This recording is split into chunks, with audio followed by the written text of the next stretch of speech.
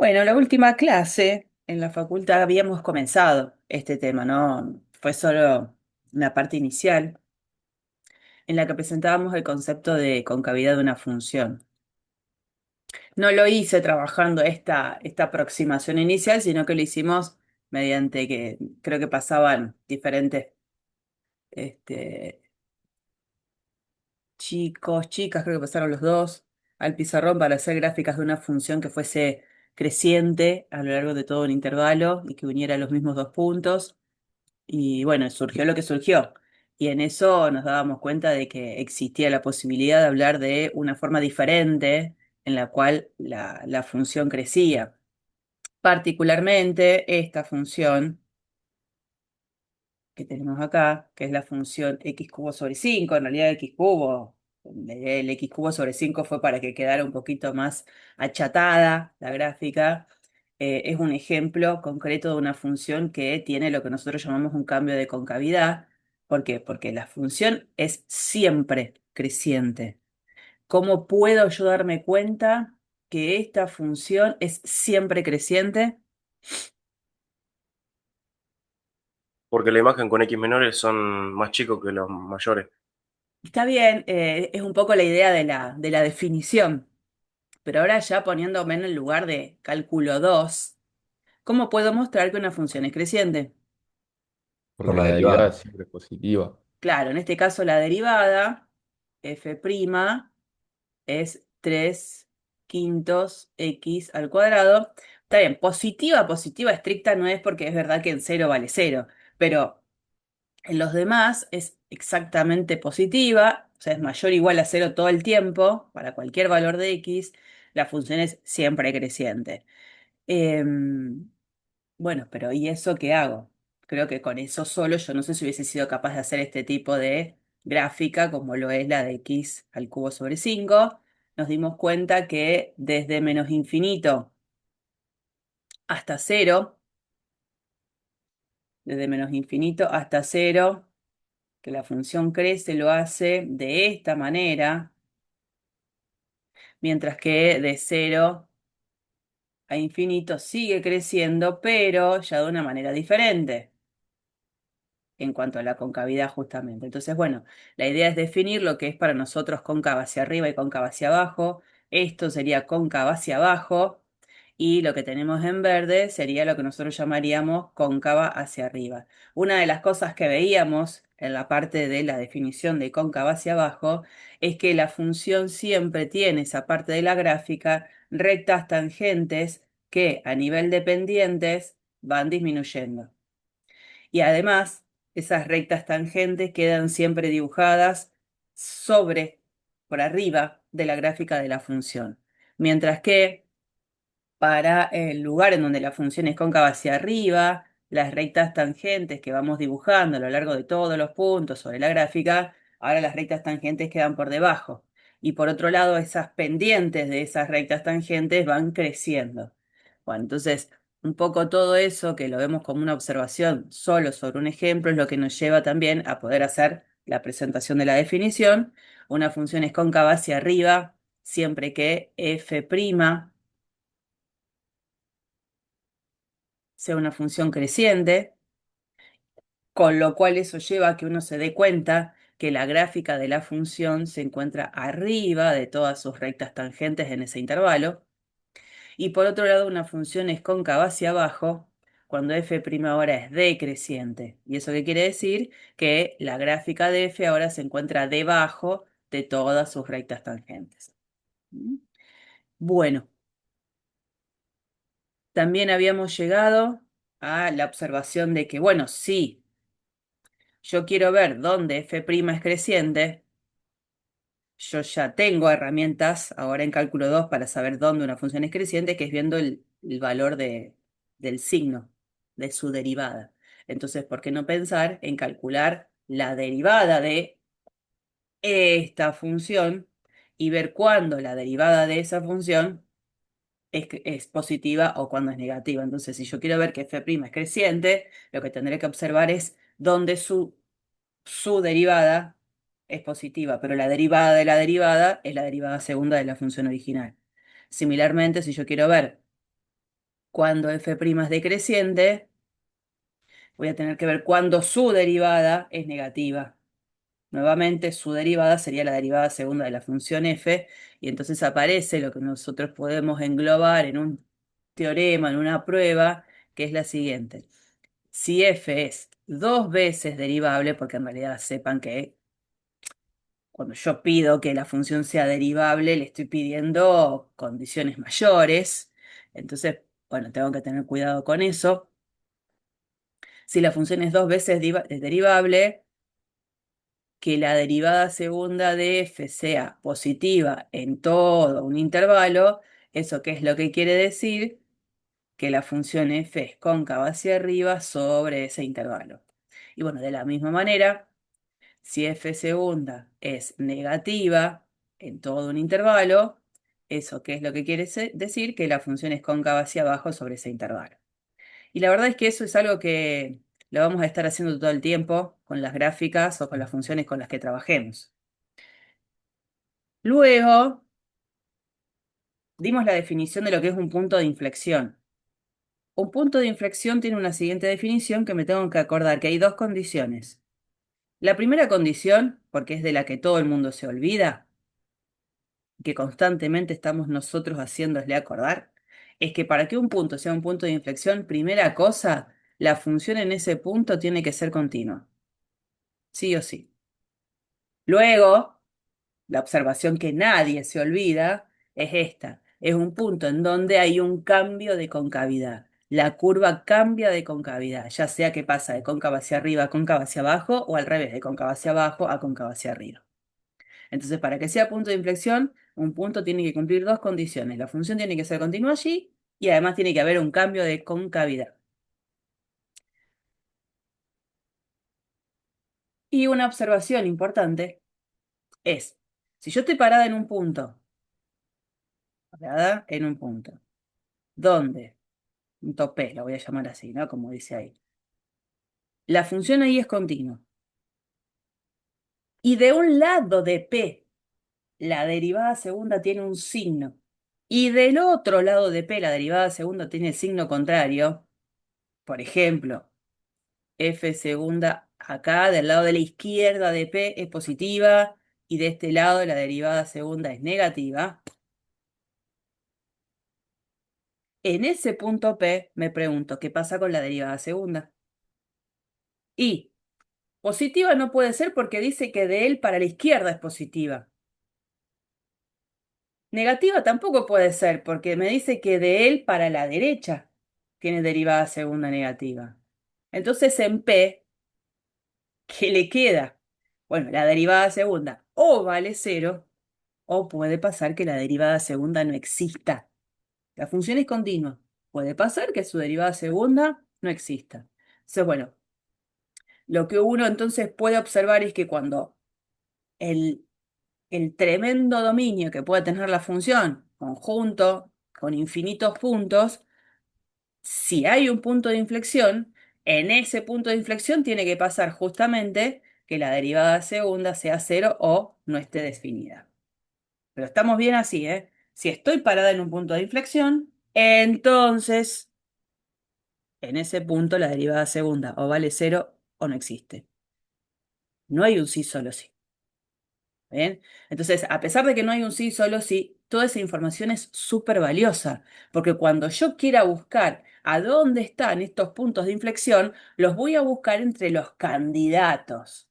¿Y quiénes serían estos candidatos? Justamente puntos en donde la derivada segunda vale cero o donde la derivada segunda no exista. Después veré si esos candidatos son realmente puntos a ser llamados puntos de inflexión, pero al menos de mi cantidad infinita de números que conforman mi dominio, ya bajé la búsqueda a ciertos puntos que encontraré viendo donde la derivada segunda vale cero o no existe.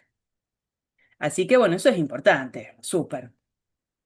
Pero ojo, ojo, y lo digo siempre, siempre, no caigan en esto de, porque la derivada segunda en el punto vale cero, en el punto tengo un punto de inflexión. No lo sé. Candidato es, pero no lo sé. Tendré que ver después con el estudio del signo de esa segunda derivada de un lado y del otro si es que hay o no un punto de inflexión. Así que tengan cuidado con eso, porque es casi siempre el típico error, que a veces lo hacen ya sin darse cuenta. No, concéntrense. Bueno, y aparece esta prueba que acá habíamos terminado y que no la habíamos podido demostrar, que es la prueba de la segunda derivada para extremos locales.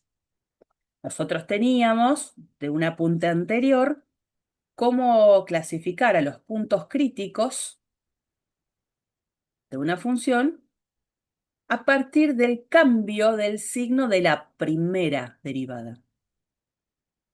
Ahora la idea es pedirle mayores condiciones a la función, porque le voy a pedir que sea una función con derivada segunda continua, que es un montón, pero cuando esa situación sí se cumpla para muchas funciones, puedo establecer otro criterio para clasificar esos puntos críticos y ver si hay o no un extremo local. Y es la verdad que es bastante práctico, lo pueden usar tranquilamente cuando la función tenga derivada segunda continua. ¿Qué es lo que dice esta prueba?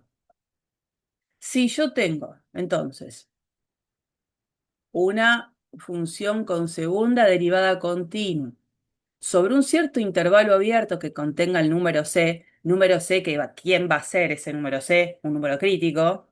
Voy a tener al C acá, C número crítico. ¿Y eso de dónde lo saco? Porque la verdad es que en ningún momento me habla de que C es número crítico. Y lo saco de acá. Cuando me dice en cualquiera de las tres condiciones que su derivada es cero. Em, si estoy parada en un número crítico y, caso uno, la derivada segunda en ese punto es menor que cero, entonces la función tiene un máximo local. Segunda situación, si estoy parada en ese número crítico, pero la derivada segunda ahora es positiva, entonces lo que va a suceder es que la función ahí va a tener un mínimo local. Y este tercer caso es interesante porque en realidad no me dice nada. Si derivada primera en el punto es cero, que lo hace número crítico, y derivada segunda en el punto también es cero, el teorema me dice, mira, la verdad no te puedo decir nada. El criterio es no concluyente. ¿Eso qué quiere decir? Y que en ese punto C puede haber cualquier cosa. Puede haber un máximo relativo, puede haber un mínimo relativo o puede no haber nada. Y van a ver ahora, en el momento de la demostración, de qué manera uno demuestra ese caso 3, que es que uno no puede decir nada. Y uno no puede decir nada cuando a la vez puede decir cualquiera de las tres cosas. Tendrá que usar otro recurso, que ya lo tenemos porque lo teníamos previamente, el estudio del signo de la primera derivada.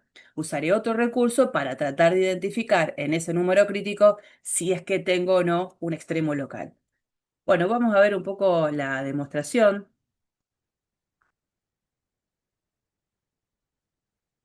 Mucha letrita junta acá, pero es porque no tiene mucha necesidad de espacio.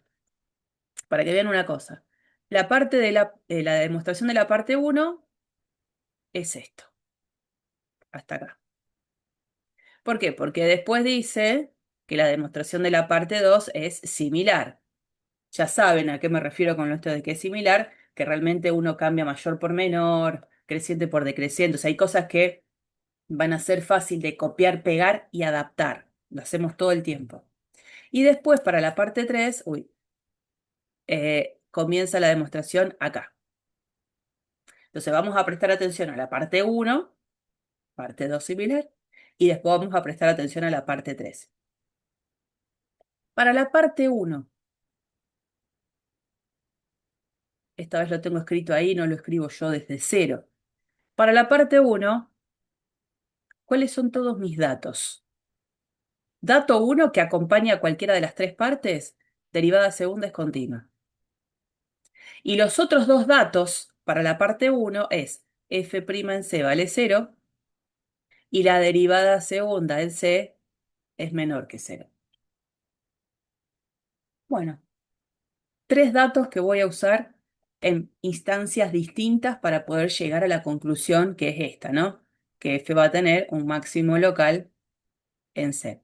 Bueno, hay un teorema que suele no darse en cálculo 1, entonces lo que vamos a hacer es mencionarlo y sin hacer ninguna justificación ni ninguna muestra, solo conocerlo.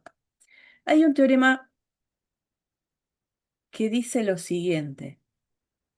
Es un teorema que lo hago acá como un poco en un resumen chiquitito. Si f es continua en un cierto intervalo i, vamos a ponerlo acá, total lo vamos a concentrar en el punto. Si f es continua en x igual a c y, por ejemplo, ¿no? F en C es positiva, entonces existe un intervalo alrededor de x igual a c donde f tiene el signo de f en c. ¿Qué quiere decir?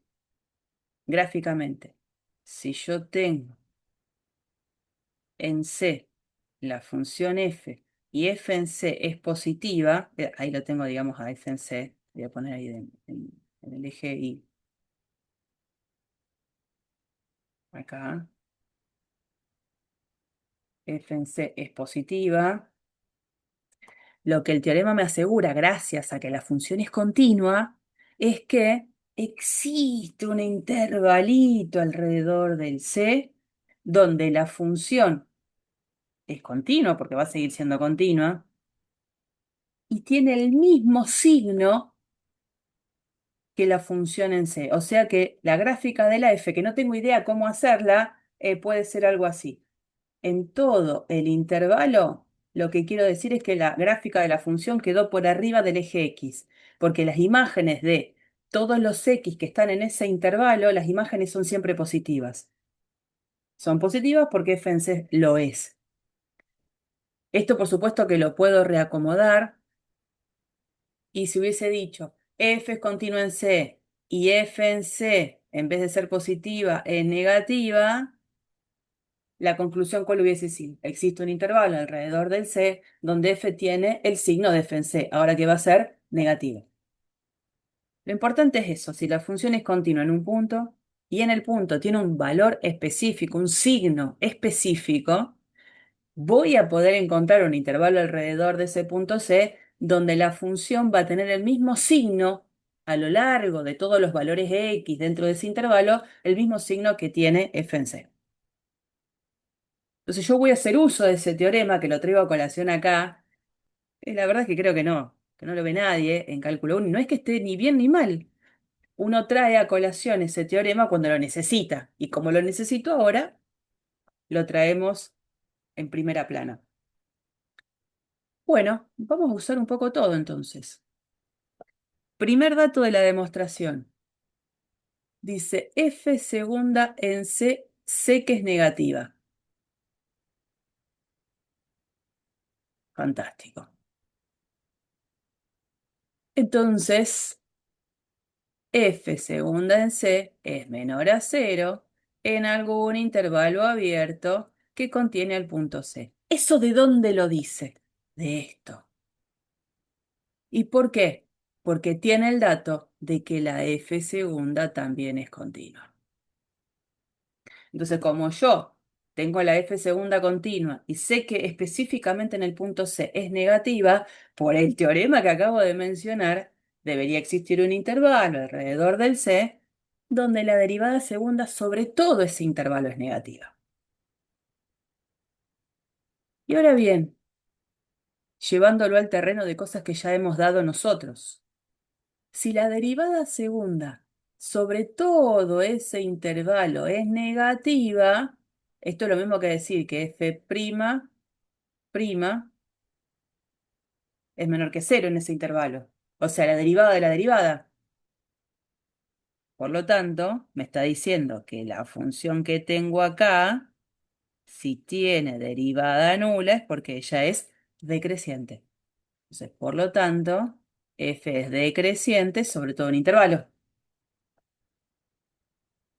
Y entonces, situación gráfica. Tengo en el puntito C que la f' por dato es cero. Ahí. Y la f' acabo de decir que es decreciente. No le queda otra que fuera la forma, porque voy a hacer yo una forma genérica, que para que sea decreciente, haga algo así, en donde a dónde voy a focalizar.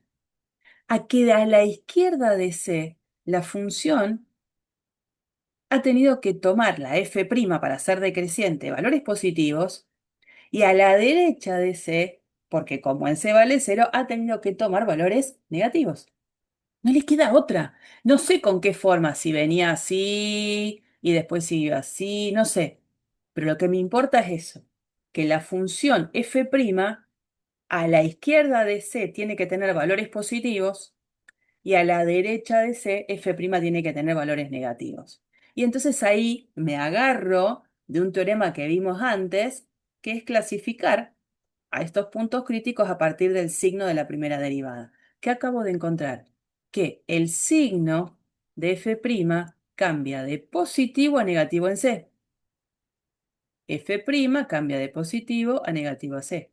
Esta información de f' me lleva a decir algo de la f. F pasa de ser creciente a decreciente en ese numerito C. Entonces el criterio de la primera derivada me dice que evidentemente tengo un máximo local en C.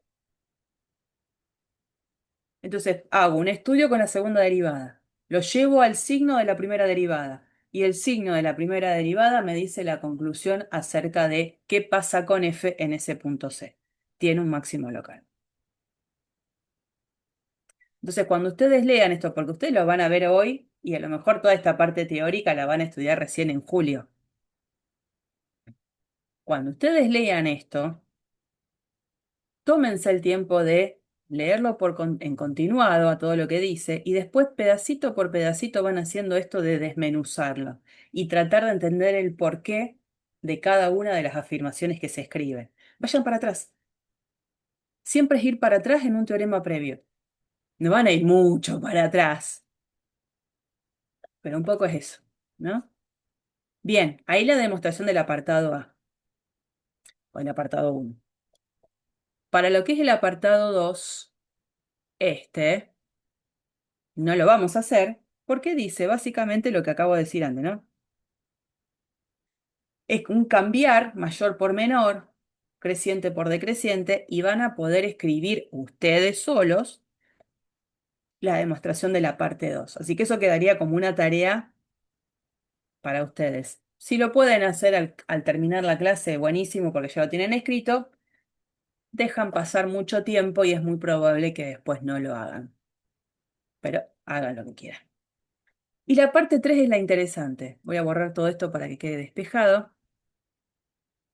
En la parte 3 teníamos esta situación. Derivada primera en el punto C0, derivada segunda también, y me dice que el criterio no es concluyente. Para demostrar eso, la idea es dar 3 ejemplos distintos donde estas dos condiciones se dan y en un ejemplo tengo que lo que tengo es un máximo local, en otro tengo un mínimo local y en el otro no tengo nada. Y los ejemplos son súper sencillos. Son de los que podríamos haber utilizado en cálculo 1 en las clases iniciales.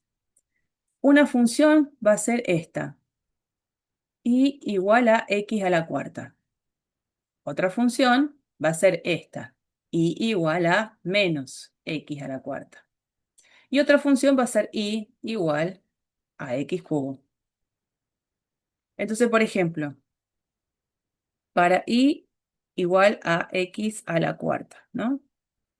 Vamos a ponerle, en vez de y le voy a llamar f, para que quede todo en el contexto de la presentación. F de x igual a x a la cuarta. Bueno, una función polinómica, las tres son polinómicas, de las más bonitas que tenemos nosotros. F', 4x cubo. Si yo voy a buscar de esa función x a la cuarta números críticos, esos números críticos van a salir por plantear qué cosa.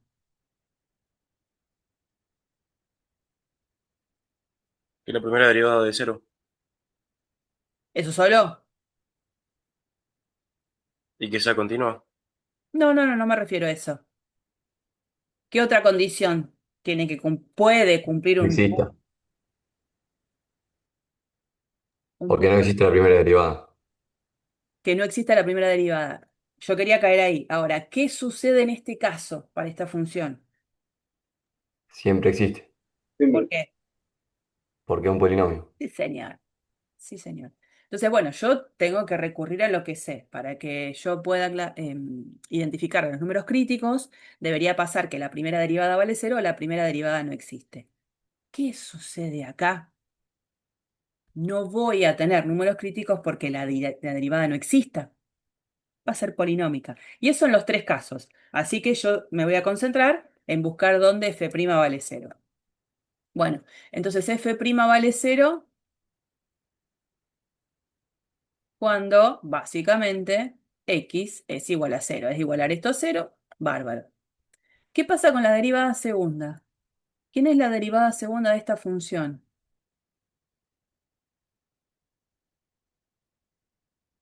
Menos 2x cuadrado. ¿Seguro? Menos. Esto es un igual, ¿eh? Ah, está. 2x Ahí cuadrado. va. 12x cuadrado. Y bueno, y en este caso, la derivada segunda en ese numerito crítico, ¿cuánto vale?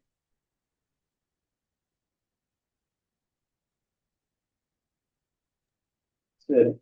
Cero.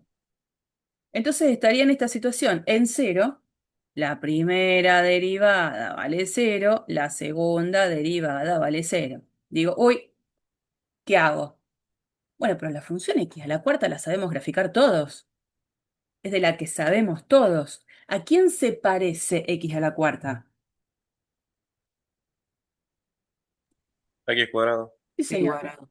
Entonces, cuando yo hago la gráfica de x a la cuarta, que va a ser más empinada, obviamente, digo, ¿f qué tiene en x igual a cero? Un Eh, mínimo local. un mínimo que es considerado local y, bueno, en este caso, absoluto. F tiene en x igual a cero, mínimo local y absoluto, en este caso particular, en x igual a cero. O sea, lo tuve que clasificar a partir de otro tipo de conocimiento, con otras herramientas, viendo la gráfica de la función, porque es una función que yo sé graficar muy bien.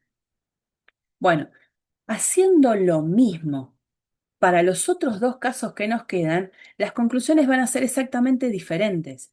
¿Qué va a pasar acá? En este caso, para i igual a menos x a la cuarta. Lo que va a cambiar en cuanto a lo que hice para x a la cuarta es que voy a tener un menos adelante en la f' y un menos adelante en la derivada segunda. Que sí, hay un menos que voy arrastrando. Y voy a llegar a la conclusión de que en cero la primera derivada vale cero y que la segunda derivada también va a valer cero en cero. Pero ahí, cuando voy al recurso gráfico, la función menos x a la cuarta es una función que yo la puedo dibujar así. Y esta función en x igual a cero, ¿qué tiene?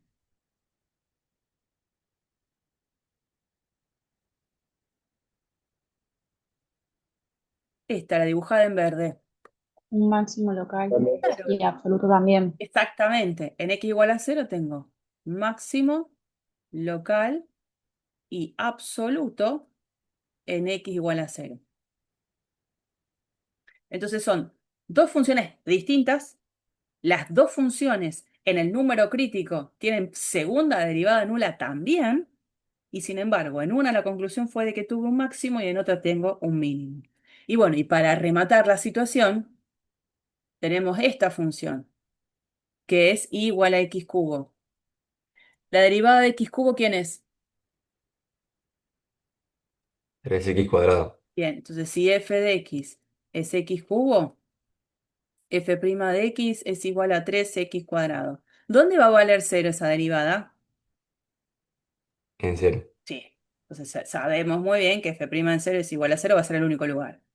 ¿Y quién es la derivada segunda de x? 6x. 6x. ¿Y cuánto vale la derivada segunda en cero? Cero de nuevo. Otra vez en la misma situación. Sin embargo, cuando yo hago la gráfica de x cubo, va a ser algo así. En cero, ¿qué tiene? Una Negativo. tangente horizontal. Claro, sí, eso sí, por eso lo quería hacer más chanchonita acá. ¿Pero tiene extremo? No, No, no tiene. no. F, en este caso, no tiene extremo local en x igual a 6. Entonces, con esos tres ejemplos muy simples como básicos, es suficiente para decir que cuando yo en una función tenga primera derivada nula en un punto y segunda derivada en el mismo punto nula, no podría decir nada. Insisto con esto, este teorema no me ayuda, me ayudará uno anterior, que es hacer el estudio del cambio del signo de la primera derivada para decir si ahí tengo o no un extremo local. Pero conocer este teorema igualmente es muy valioso. Lo pueden usar tranquilamente en los ejercicios de la práctica.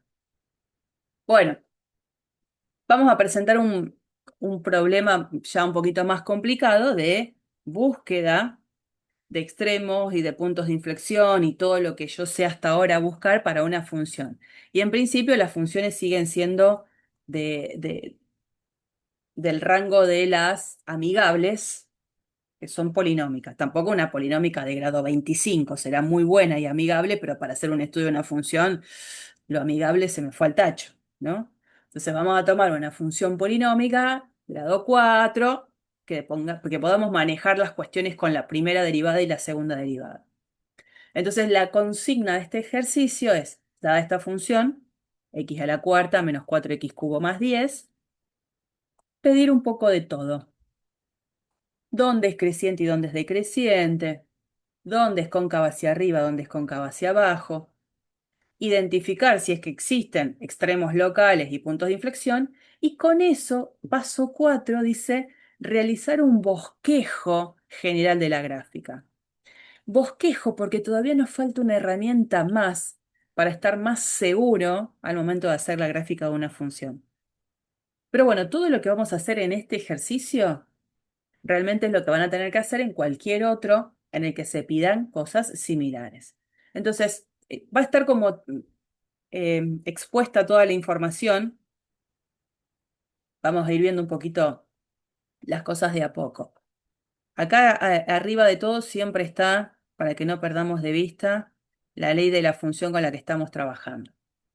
Lo primero que tengo que saber de cualquier función, lo que a veces le pedimos a ustedes nombre y apellido, bueno, yo a la función le voy a decir dominio. ¿Cuál es el dominio de esta función? R. Porque cuando yo tengo claro quién es el dominio, no voy a fallar en cosas tontas al momento de decir este es número crítico, este es punto de inflexión. Tengo que tener en claro dónde estoy trabajando. Una vez que ya sé dónde estoy trabajando en el conjunto más amplio que puedo trabajar, empiezo a tratar de responder las preguntas. La primera era la de ver dónde crece y dónde decrece. Bueno, ¿qué vamos a hacer? Calcular la primera derivada. Primera derivada la tenemos acá, calculada. Obviamente, la función es polinómica, el dominio de esa derivada es todo R. ¿Por qué se aclara eso? Porque si yo ya me doy cuenta que un número en la derivada no puede estar, en el dominio de la derivada no puede estar, ya ese numerito, si estuvo en el dominio de la función original, ya es candidato a número crítico.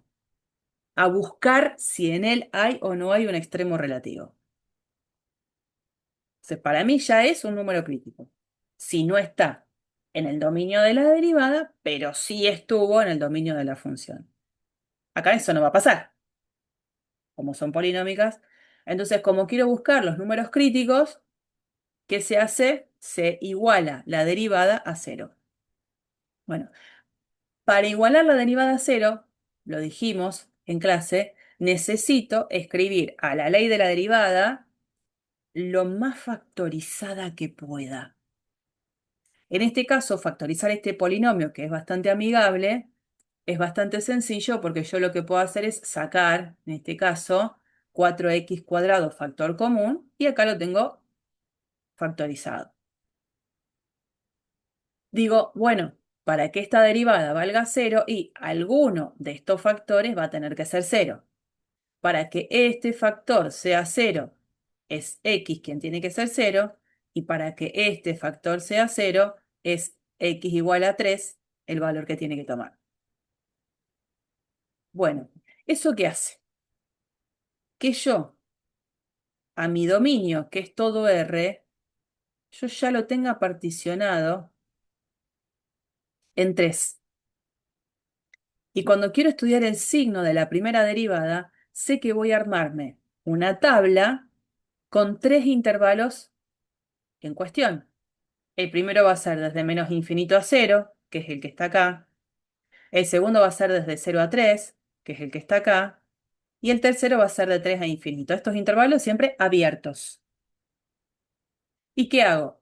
Voy a dar alguna conclusión acerca del signo que tenga esa primera derivada en cada tramo para después decir cómo se comporta la función original, la f, en cada tramo.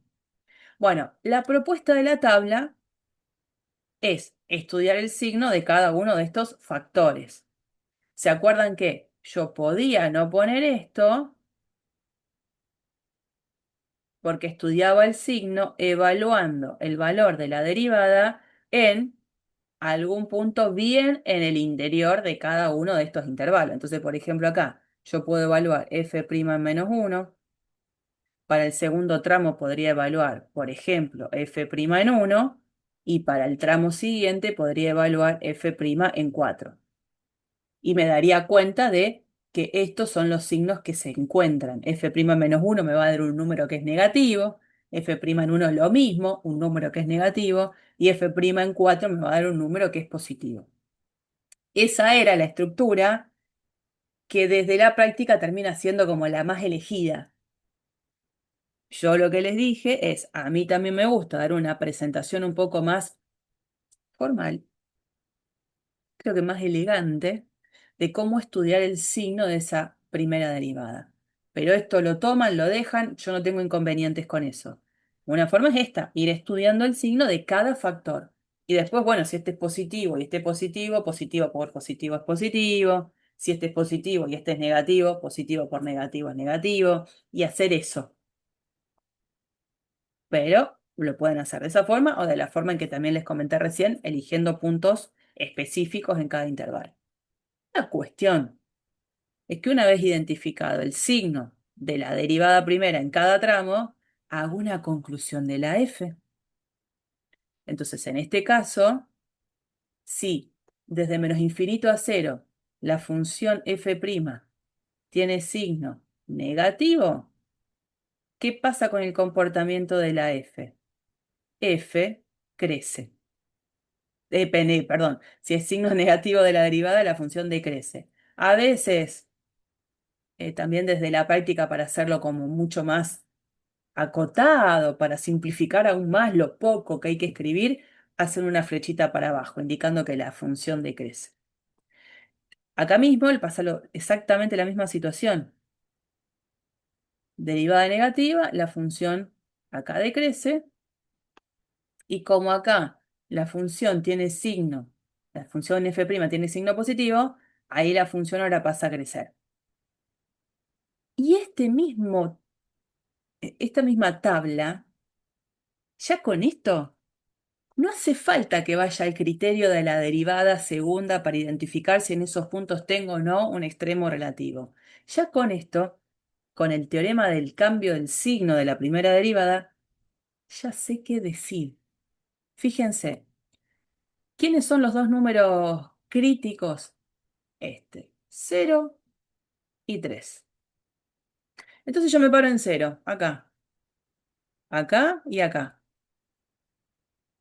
En este primer tramo estoy a la izquierda de 0, en este segundo tramo estoy a la derecha de 0.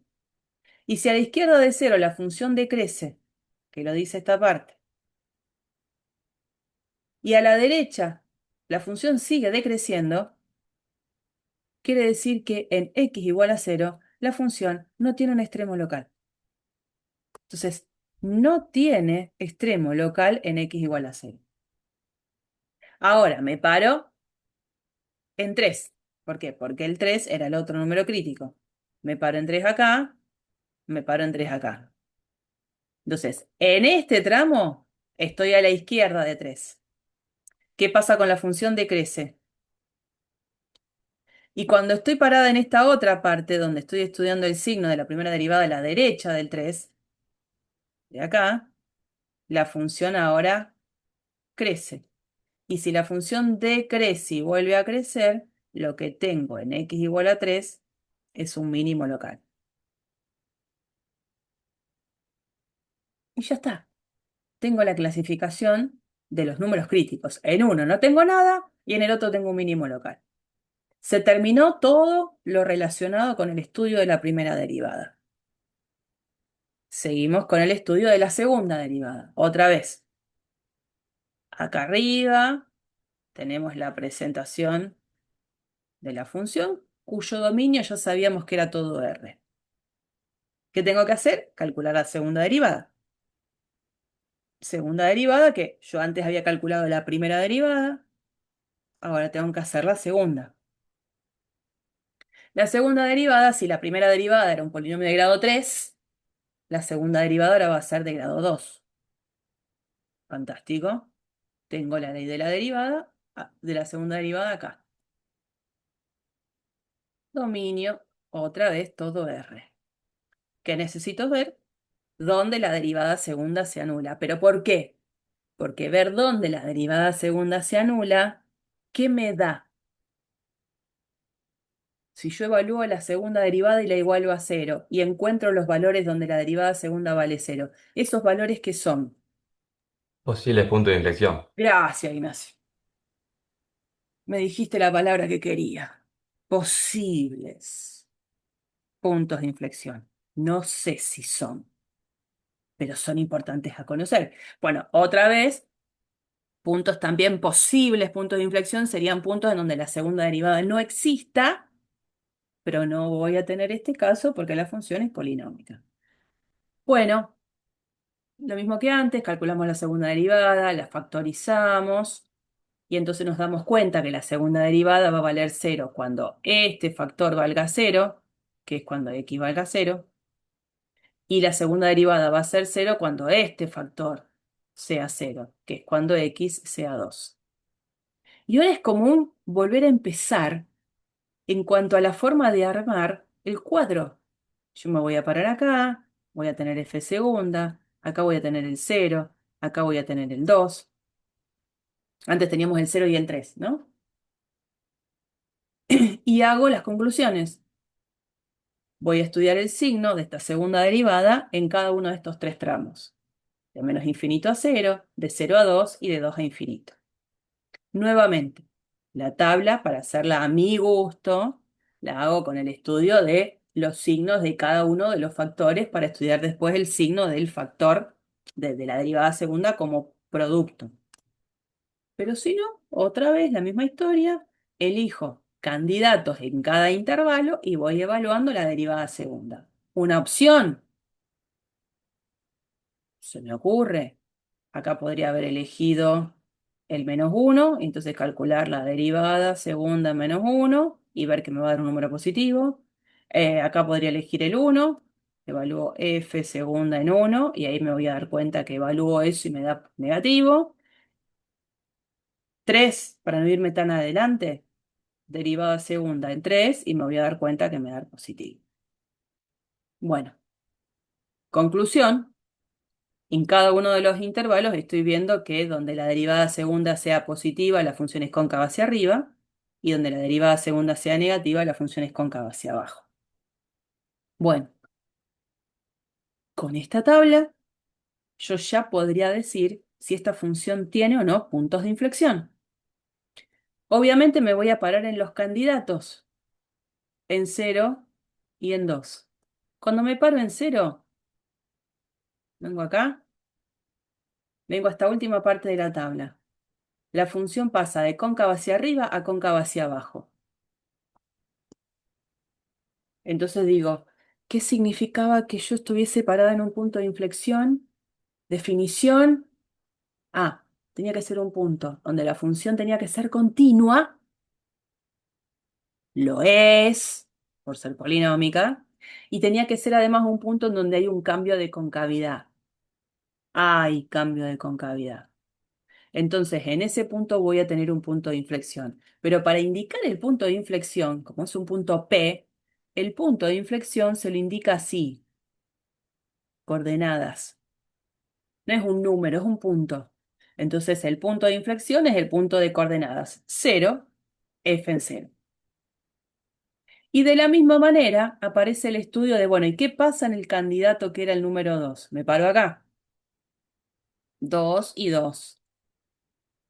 La función es continua, la función original es continua en 2 por ser polinómica, y lo que veo en esta parte otra vez de la tabla es que en 2 la función pasa de cóncava hacia abajo a cóncava hacia arriba. Hay un cambio de concavidad.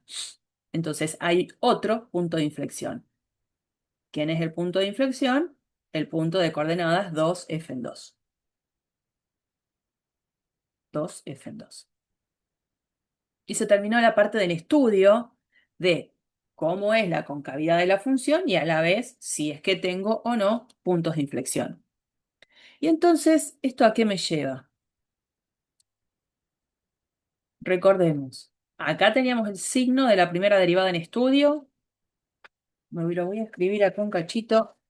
No me lo había escrito antes porque quiero hacer otra cosa. F' cambia en 0, en 3 y acá. F' es positiva. No, decrece, decrece, crece. Y con la derivada segunda, que es el que hicimos recién, los puntos eran el 0 y el 2. ¿Dónde está? ¿Y qué teníamos? Cóncava hacia arriba, cóncava hacia abajo, cóncava hacia arriba. Bien.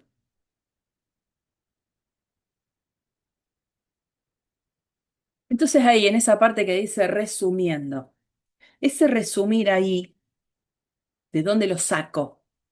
¿Por qué hago esto? Por eso me quería escribir acá acostadita para anotarlo. Em, para la F', ¿cuál fue mi conclusión? En 0 y en 3. Acá la función decrecía. De 0 a 3 la función seguía decreciendo y de 3 a infinito la función crece. Eso lo saqué gracias al estudio de la F'. Acá son, lo que yo voy a dibujar acá es cómo se comporta la F. Luego, cuando hice el estudio de la F segunda, los tramos fueron divididos por voy a poner alineado el 0 con el 0, el 1 con el 1, ¿no? A ver acá. 0 y el 2, o sea que el 2 andará por acá. En esos tramos la función era cóncava hacia arriba, cóncava hacia abajo, cóncava hacia arriba. Cuando yo dejo eso claro, ¿qué va a venir después? Abajo, un dibujito en donde directamente voy a poner a la F, en el que la F ahora va a tener información diferenciada por tramos que ahora son varios más. De 0, 2, 3. Pongo todos los puntos que fueron relevantes. Y entonces, en estos tramos, fíjense, en el tramo que va de menos infinito hasta 0, ¿cuál es la información que saco? Que la función decrece cóncava hacia arriba, que es lo que está puesto acá.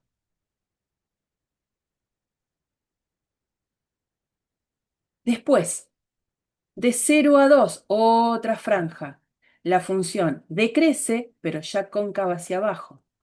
La función decrece, pero cóncava hacia abajo.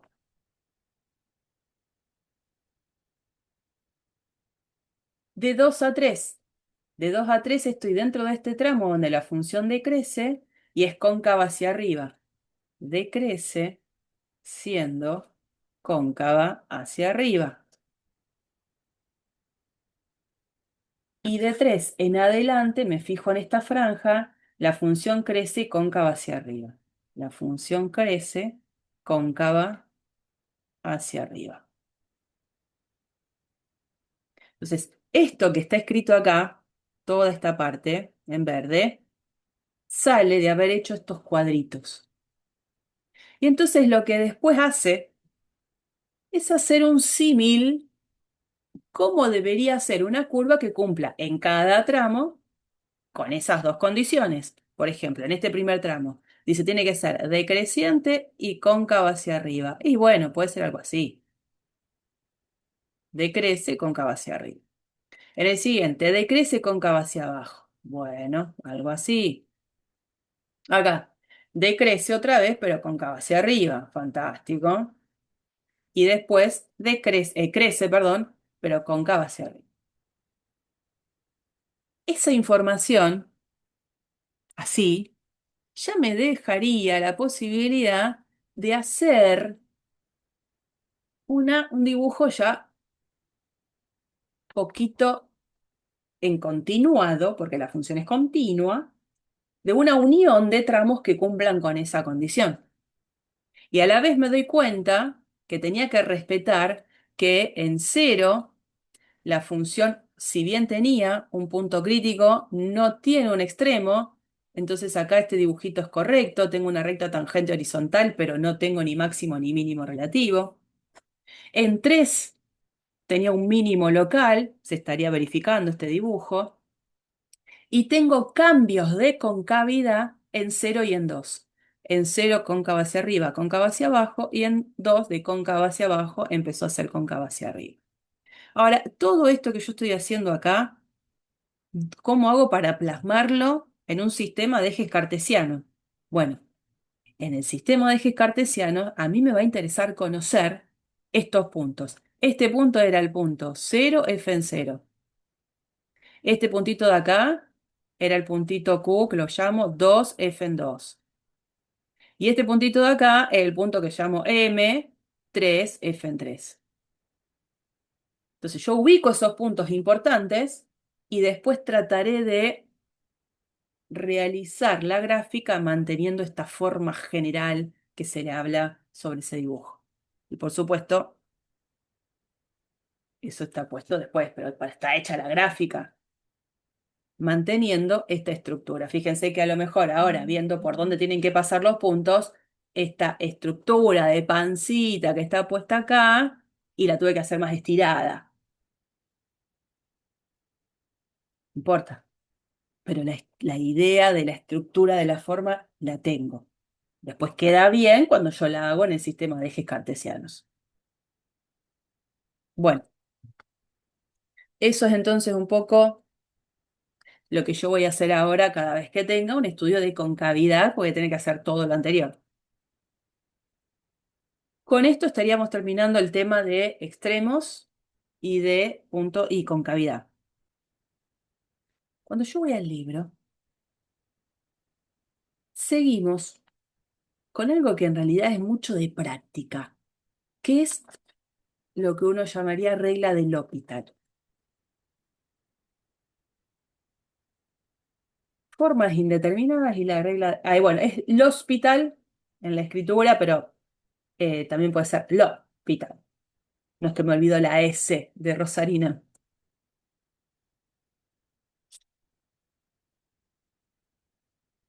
Bueno, situación. Está buenísimo conocer la regla del L'Hopital, ¿eh? Se van a olvidar de todo lo que hicieron en cálculo uno porque le van a tomar mucho cariño a la regla del L'Hopital. El que no la conoce, pero no tengo que olvidarme las cosas de cálculo uno.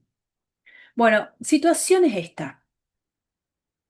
Cuando nosotros veíamos la definición de derivada, ¿nosotros qué escribíamos? Y decíamos, f' de x es igual al límite cuando h tiende a cero de f de x más h menos f de x sobre h. O sea, para definir derivada de una función en un punto, yo necesité haber visto con anterioridad límite. O sea, gracias al límite puedo definir derivada. Gracias al límite puedo definir derivada. Ahora, la cuestión es como que va a ser en reversa. Voy a poder calcular límites gracias a la derivada. Entonces antes, la derivada le decía muchas gracias límite, sin vos no soy nadie, porque si no aparece el límite, la derivada no existe, fantástico. Ahora va a ser al revés. Voy a hacer yo un límite y le voy a tener que decir a la derivada gracias. Me ayudaste a ser calculado. Al revés. Pero, ojo, no en cualquier caso. Hay situaciones. Esas situaciones tienen que ver con un tipo de indeterminación muy particular. Va a tener que ser una indeterminación del estilo cero sobre cero o infinito sobre infinito para poder aplicar esta regla que, para calcular un límite, usa a la derivada. Pero antes de caer en eso, no podemos perder de vista eh, dos situaciones súper clásicas, recordables, de cómo se calcula límites bajo estrategias muy simples. Por ejemplo, si a mí en cálculo uno me pedían calcular el límite de esta expresión, límite cuando x tiende a 1 de x cuadrado menos 1 sobre x cuadrado más 4x menos 5, esa función, ese tipo de función, ¿cómo se la llama? Función racional. Sí, Mariano.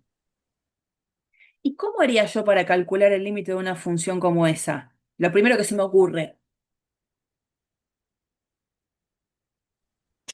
Lo Probás factorizo. reemplazo directo. Claro, uno probaría reemplazo directo. ¿Qué pasa acá cuando hago reemplazo directo? Arriba, cuando x tiende a 1, ¿esto a qué tiende? A cero. A ¿Y, cero. y abajo?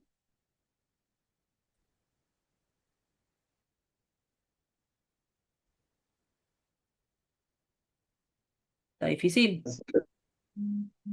¿A qué tiende? Es una Cero. indeterminación Cero cero sobre también. cero. Claro, también tiende a cero. Es una indeterminación del estilo cero sobre cero. No puedo hacer reemplazo directo. ¿Y qué hacíamos ahí? L'Hopital. ¡Ah! Atención, todavía Ah, ni lo bueno, presenté. antes sí, factorizaba. O Sacaba. factorizábamos por escrito o multiplicamos por algún recíproco, algunas cosas. Alguna cosa de esa, ¿no es cierto? Bueno, en este caso concreto era factorizar. ¿Por qué? Porque si el uno anulaba al polinomio numerador y anulaba al polinomio denominador, el uno de los dos polinomios, ¿qué es? Raíz. Gracias. Y si es raíz, quiere decir que cuando yo factorice a los dos polinomios, ¿qué factor deberían compartir? Si el uno es raíz de los dos, ¿qué factor deberían compartir en su factorización? X El menos uno. uno. Sí, X menos señora. uno. Cuando los compartan y yo la escriba en la versión factorizada, esos factores yo voy a decir, voy a tacharlos y veo qué queda. Bueno, que eso es lo que viene ahora. Factorizamos los dos polinomios. Este factor que es común se va. Cuando se va, me queda el límite ahora de una expresión también racional, en la que el reemplazo directo lo puedo hacer sin problemas y me queda el resultado 2/6, o sea, simplificado, 1/3. Y se resolvió esa indeterminación inicial. Otro caso clásico era este. ¿Qué pasaba si ahora aparecía la situación de calcular un límite como este? Las funciones no son racionales. Esto no es una función racional. Es una división entre funciones, pero no es una función racional porque para que sea una función racional tiene que ser una división entre polinomios. Y la función denominador no es un polinomio. Bueno, pero igual quería uno hacerlo a través de reemplazo directo. Cuando yo veo esto, tratar de hacerlo en reemplazo directo, me doy cuenta que esto tiende a cero y esto también. Pero ya no son polinómicas las funciones. ¿Qué se hacía en ese caso?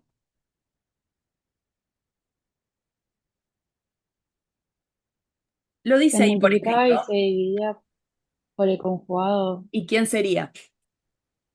la raíz de x más 3. Sí, porque cuando uno hace eso, logra tener en el denominador una diferencia de cuadrado. Entonces ahora borro eso y entonces aparece esa situación. Se multiplica y se divide por esto que uno decía cuando hacía estas cuentas en cálculo uno decía, pero tengo que hacer esto. Es como que visualmente uno pasaba de tener esto compactadito a todo esto. Uno decía, pero acá me estoy metiendo en un problema. Lo primero que uno pensaba. No, no. Porque el denominador lo puedo escribir bajo la distribución o porque me acuerdo la diferencia de cuadrado como x-9. ¿Y quién aparece arriba? X-9. Simplifico, me queda el límite de esta expresión en la cual al calcularla con x igual a 3, perdón, con x igual a 9, raíz de 9 es 3, 3 más 3 es 6, se terminó. Se pudo romper la indeterminación con esta estrategia. Las usaron un montón de veces. Bueno, fantástico, pero ¿qué pasa si me preguntan esto? Límite cuando x tiende a 2 de logaritmo natural de x menos 1 sobre x menos 2. Me encantaría ver si hago reemplazo directo. Resulta que cuando reemplazo la x por 2, arriba me quedaría el logaritmo de 1.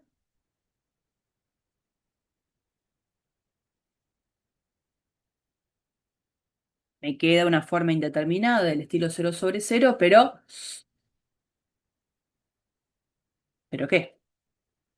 No hay polinomios a la vista ahí arriba en el numerador para pensar en una factorización. Multiplicar y dividir por el conjugado de quién. Como que se me escapa de las manos. No sabría qué hacer con las herramientas que tengo de cálculo 1. Sin embargo, cuando ahora conocemos una herramienta nueva en cálculo 2, ese límite se va a poder resolver sin ningún tipo de inconvenientes. Y para eso necesito conocer lo que es la regla del L'Hopital. Por supuesto que se podría haber aplicado en los otros dos casos también, pero evitemos cuando podemos hacer cosas que ya sabíamos de antemano. Miren, la regla del L'Hopital dice lo siguiente. Supongamos que tenemos dos funciones, f y g, que van a estar involucradas en una división, f sobre g. Funciones a las que le vamos a pedir que las dos sean derivables.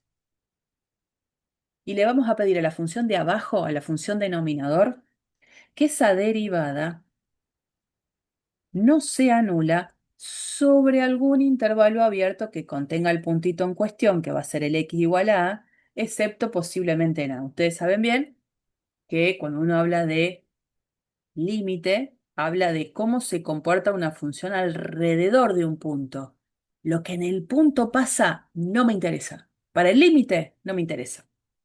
Me va a interesar para una continuidad, pero yo no estoy hablando de continuidad. Entonces, lo que se le pide a esta derivada es que alrededor del puntito A, que va a ser el protagonista en la tendencia, que alrededor del A la derivada no sea nula.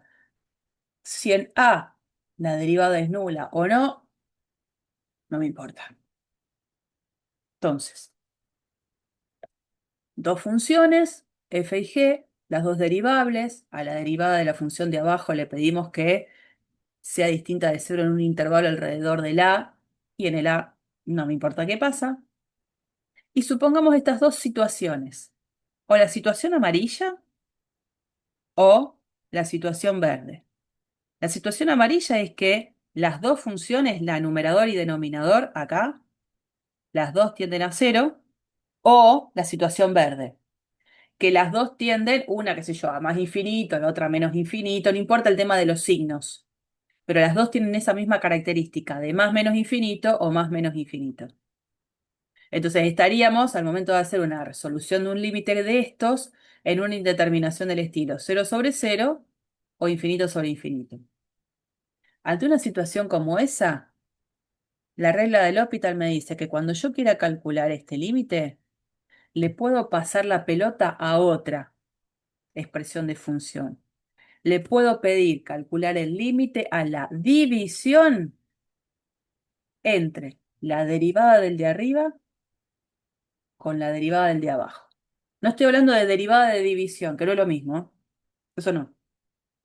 Derivo la función de arriba, derivo la función de abajo y mantengo la división.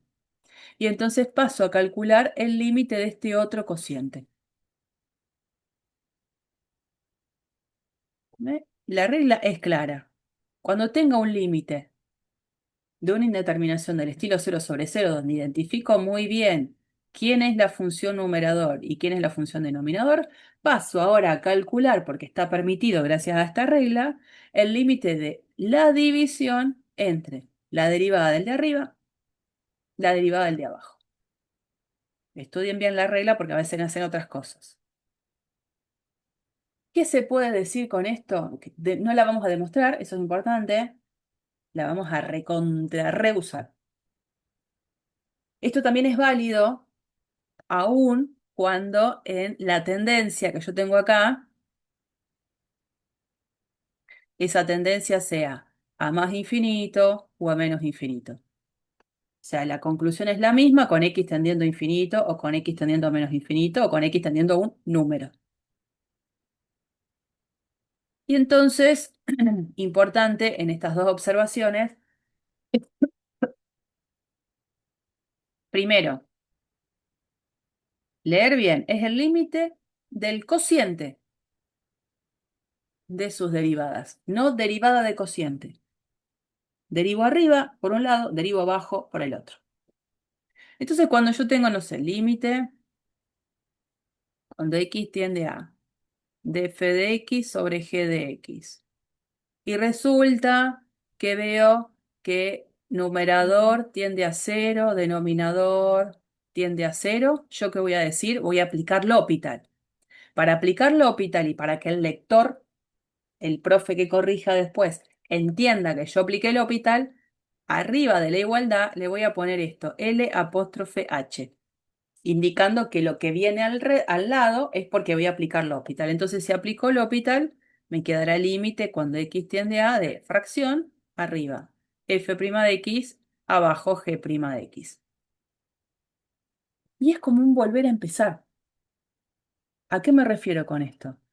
Cuando yo voy a calcular este límite, si se resuelve, porque hago reemplazo y se resuelve, fantástico. Pero si no, puede pasar que otra vez tenga una indeterminación del estilo cero sobre cero o infinito sobre infinito. Vuelvo a aplicar L'Hopital, porque es como un volver a empezar. Entonces haré tantas veces L'Hopital como necesite En la medida en la que, por supuesto, aparezca una indeterminación cero sobre cero o infinito sobre infinito. Cuando la indeterminación se rompió, porque voy a decir, bueno, listo, esto tiende a 5 o esto tiende a infinito, se termina y se termina. No voy a aplicar L'Hopital porque sí, sin pensar.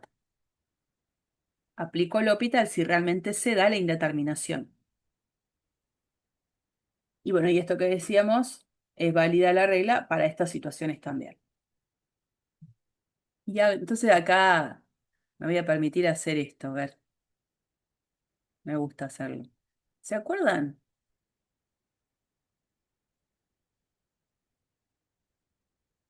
¿Se acuerdan este límite lo que daba? 1. ¿Y vos te acordás qué es lo que hacías? ¿Cómo era el tema de la demostración de eso? No, no, no me acuerdo.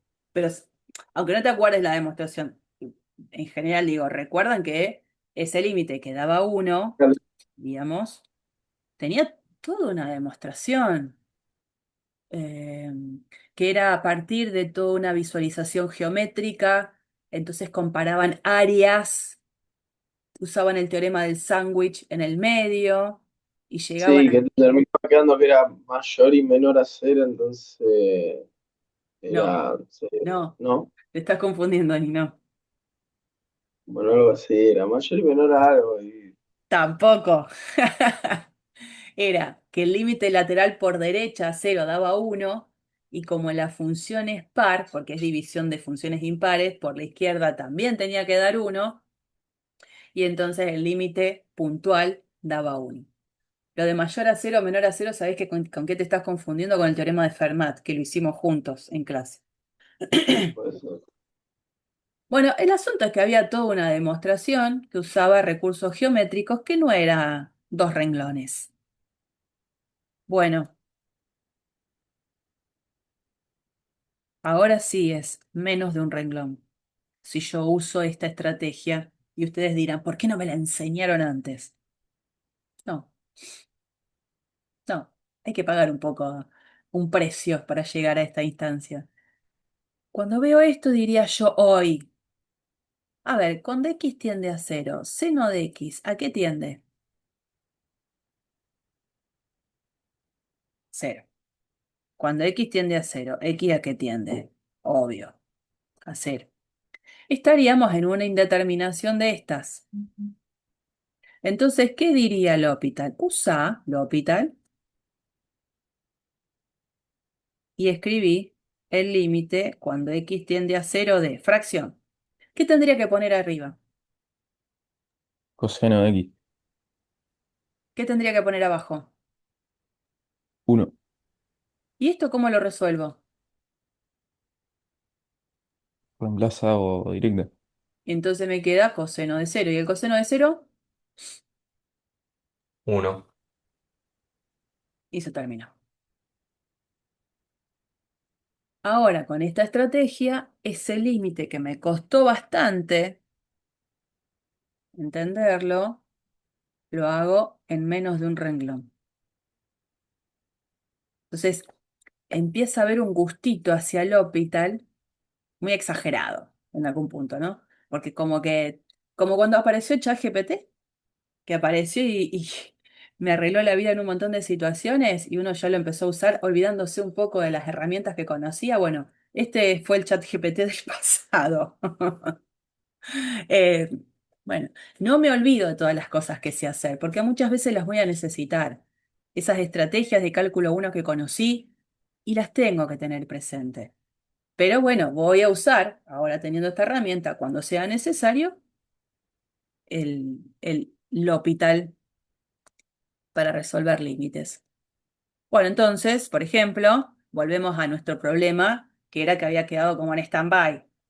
Resulta que tenía este límite, que tenía un cero sobre cero en esa indeterminación, ¿y cómo lo resuelvo? Bueno, demasiado detallado en toda esta parte porque es el primero que en el apunte se resuelve por L'Hopital, después empezamos a hacerlo mucho más ágil. ¿Qué haríamos? Y la función numerador, la que funciona con eh, el rol de la f, es esta. Esta es f. Y la que funcionaría como el rol de la G es esta. Funciones recontraderivable las dos, y la función de abajo, que tiene derivada idénticamente 1, por supuesto, es distinta de 0 en las cercanías del 2 y en el 2 también, pero bueno, yo lo que quería era que fuese distinta de 0 en las cercanías del número en cuestión, que es el 2. Y entonces, ¿cómo lo resolvemos? Como está acá abajo, planteamos esta cuestión de que hay una tendencia de 0 sobre 0, decimos que aplicamos L'Hopital, y entonces aplicamos límite, acá la división. Acá arriba la derivada de la función numerador. La derivada del logaritmo natural de x menos 1 es 1 sobre x menos 1. Y abajo ponemos la derivada de la función denominador. Como la derivada de x menos 2 es 1, pongo sobre 1. En el paso siguiente se darán cuenta que acá no hay ningún L'Hopital establecido. No estoy haciendo eso, sino que estoy presentando un poquito más razonable esa división, que para qué voy a poner dividido 1.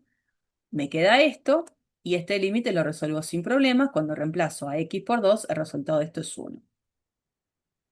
Y se terminó.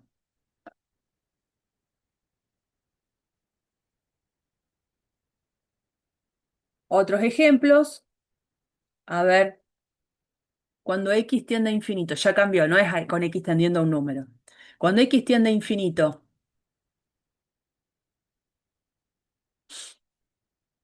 ¿a qué tiende esto? Infinito. Infinito. ¿A qué tiende el denominador? A infinito. También. También. Sí, sí, sí. Cada vez que la x es muy, muy, muy, muy grande, si a ella la elevo al cuadrado me da muy grande, si la multiplico por 3 me da muy grande, si le sumo 1, que ni cosquilla le hace, pero va a ser grande. Entonces acá yo tendría la posibilidad de decir, L'Hopital. ¿Y cómo me quedaría? Límite, ahora después esto va a quedar bien escrito. Límite cuando x tiende a infinito de fracción. Yo lo primero que hago es poner la fracción para acordarme de que tengo que derivar arriba y que tengo que derivar abajo. Arriba, la derivada de a la x, L, sí señor. Y abajo, 6, 6x. no. Con certeza, ¿cuánto da?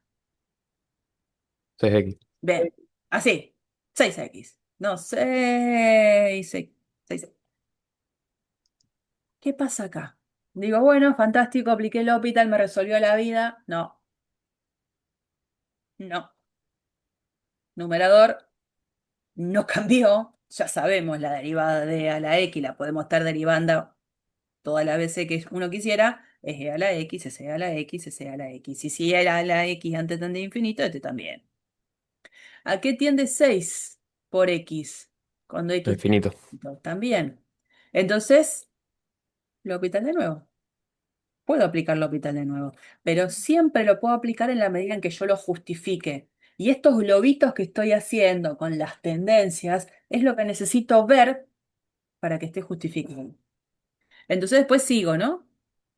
Esto es igual por L'Hopital al límite cuando x tiende a infinito de otra de fracción. Arriba, evidentemente, no va a cambiar porque la derivada de a la x es e a la x. Y abajo, ¿qué me queda?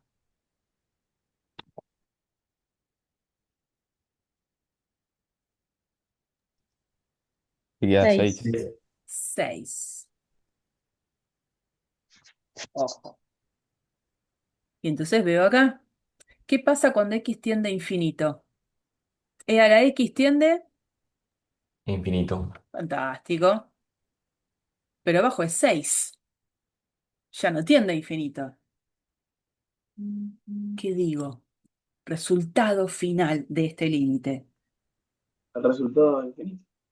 De todo esto, ¿cuánto me da todo esto ahora? Infinito. Porque pienso que el numerador es un número muy, muy, muy, muy grande, que lo voy a estar dividiendo por 6, es verdad, pero no le cambia la característica de que toda esa gran fracción va siendo cada vez más grande. Y se termina entonces el límite ahí. Yo no estoy haciendo el L'Hopital, estoy calculándolo directamente. ¿Eh? Bueno, todo eso va a ir apareciendo a lo largo de las diferentes situaciones con las que nos fuimos encontrando y el resultado de eso es infinito. Uno más y no jodemos más. Acá aparece ahora funciones trigonométricas también. Acá este ya lo vemos todo completo, pero ahora les voy a comentar algo sobre lo que dice ahí de reacomodando. Bueno, ¿cuál es la situación? Me dicen calcular el límite cuando x tiende a cero de x cubo sobre la tangente de x menos x. Digo, bueno, a ver a qué tiende. Numerador y denominador, los dos tienden a cero. Digo, puedo aplicarlo, L'Hopital. Genial. División, la derivada de x cubo, 3x cuadrado. Y abajo, si por ahí estoy medio olvidadizo de las reglas de derivación, digo, ¿cómo era la derivada de la tangente? No me acuerdo, no me acuerdo, no me acuerdo. Secante cuadrado.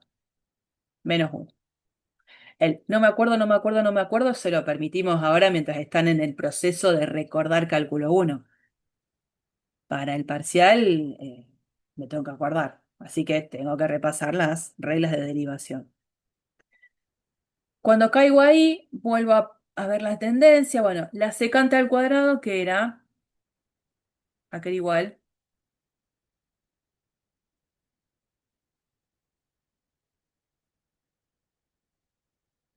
A ¿Qué? 1 sobre coseno cuadrado.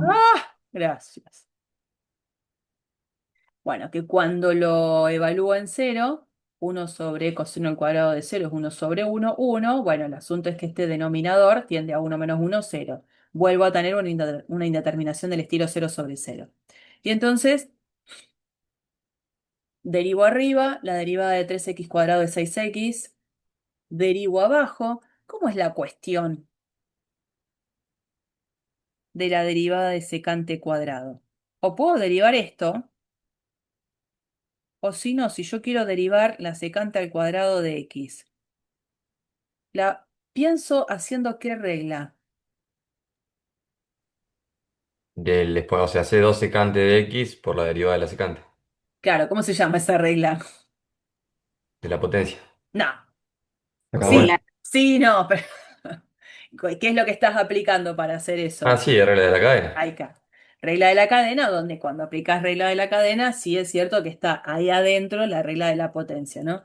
Esto es 2 secante de x por la derivada de la secante, y bueno, probablemente no se acuerdan, la derivada de la secante es secante por tangente. Entonces esto es 2 secante de x por la secante de x por la tangente de x, por eso secante por secante, secante cuadrado. ¿Mm? Bueno, llego acá, llego acá. Digo, bueno, ¿a qué tiende cuando x tiende a cero? Y arriba tiende a cero, porque hago reemplazo directo, y abajo el denominador completo también tiende a cero. Esto es 2. Secante cuadrado de x va a tender a 1 cuando x tiende a cero, pero el que tiende a cero es la tangente. Entonces anula todo el denominador. Pero acá verán que no dice L'Hopital. Entonces hay veces que tomar un poco de parar la pelota, porque uno está tan acostumbrado a aplicar L'Hopital, cero sobre cero, listo L'Hopital. Infinito sobre infinito, L'Hopital. No está mal, pero hay veces que hay que frenar un poco. Hay veces que no es tan necesario aplicar L'Hopital siempre. ¿Qué pasa acá? ¿Podría haber aplicado el L'Hopital de nuevo? Sí. ¿Lo quieren hacer? Lo hacen. Yo no digo que no. Digo, a veces no es tan necesario. No abusemos. Eso es un poco. Porque, ¿qué se puede hacer? Miren lo que dice ahí abajo, dice reacomodando. El reacomodando viene en este sentido. Lo voy a escribir un poquito más detallado arriba. Cuando uno tiene así 6x, bueno, el 6 con el 2 lo cancelo, eso sí. Entonces no vamos a poner 6x, vamos a poner 2x. Voy a poner 3x sobre, dice, secante al cuadrado de x por tangente de x. Y tangente de x es seno de x sobre coseno de x. Y entonces dice, la idea es, este x que está acá arriba, como diciendo, bueno, vos que no estás haciendo nada, vení y hacé algo productivo. Te voy a pasar a este otro sector porque realmente vas a ser más valioso que estés en este otro sector y no ahí.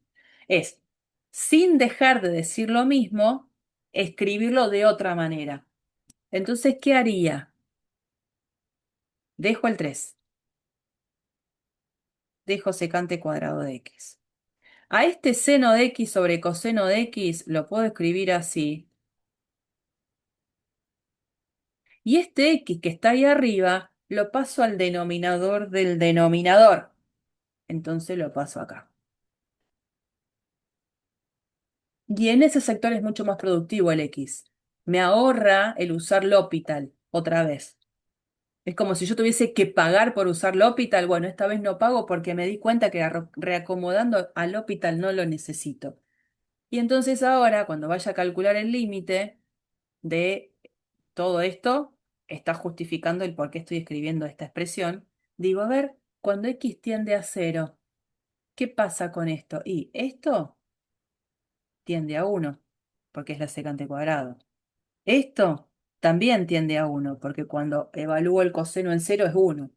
Y esto es la famosa expresión que estuvimos recordando recién, que sabemos que tiende a 1 cuando x tiende a cero. Entonces, resultado final, 3. Esto no es obligatorio ni nada. Digo, tampoco nos enganchemos con usar una y otra vez L'Hopital cuando a veces no es necesario. Bien, ¿qué es lo que viene? Las indeterminaciones no son solamente cero sobre cero o infinito sobre infinito. Son 7 las indeterminaciones que nosotros vamos a conocer. Algunas ya las conocíamos. Pero de esas 7, solo 2 se pueden resolver por L'Hopital, porque L'Hopital me dice que solamente actúa cuando tengo un límite donde aparece una indeterminación del estilo cero sobre cero o infinito sobre infinito. Las otras 5 vamos a tratar de caer en una forma de escribir distinta a la indeterminación para que L'Hopital me dé una mano. Entonces aparece una primera indeterminación que ha aparecido en cálculo 1, que es la que nosotros llamaríamos productos indeterminados, que es cuando yo estoy haciendo el límite de un producto de funciones, una tiende a cero y la otra tiende a infinito. ¿Quién gana ahí? No sé. Entonces la idea es, si tenemos esta situación,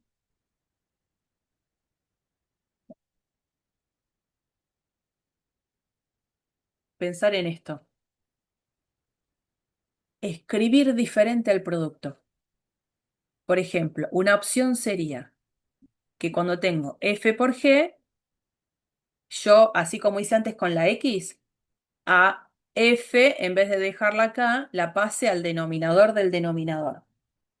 Y entonces, en esta situación, donde yo veo acá una gran fracción, voy a ver que al momento de calcular un límite de esa expresión, esta es la que tiende a más o menos infinito. Esta tiende a más o menos infinito. ¿Y esta qué va a tender ahora? Sabiendo que x tiende a cero. Perdón, que la f tiende a cero. ¿Esto a qué va a tender esta fracción?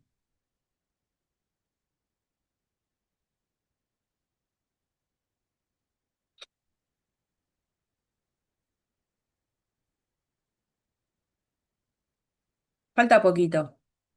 Falta poquito para que termine la clase, no me abandonen. Si Cero.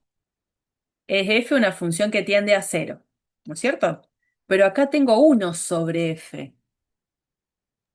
Al ser Sí. f tendiendo a cero, ¿a qué tiende esa fracción ahora? Infinito. Claro, yo más o menos infinito, no tengo idea de esto con qué signo tiende a cero, ¿no? Entonces caigo en una estructura de infinito sobre infinito que ahí sí L'Hopital me daría una mano.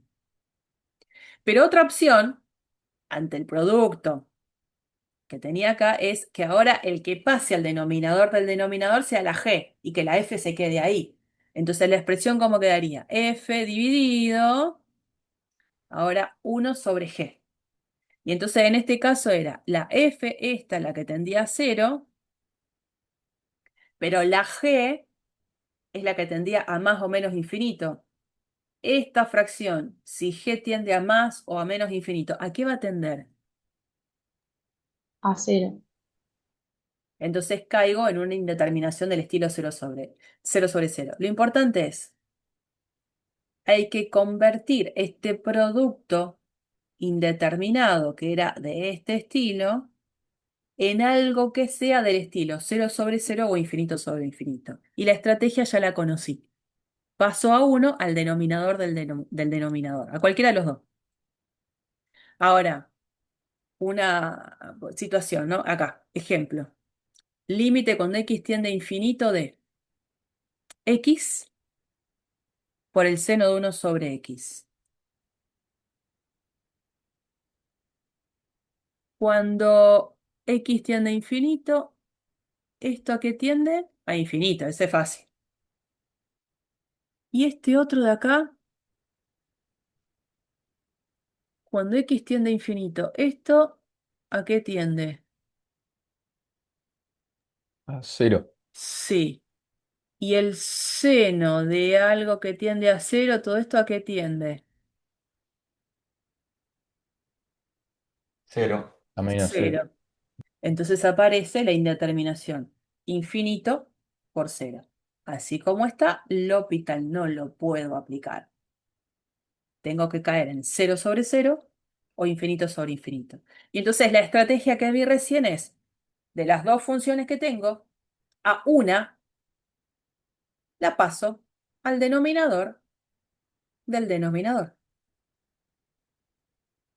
Entonces tengo que decidir, ¿a quién paso al denominador del denominador? ¿A la x o seno de 1 sobre x?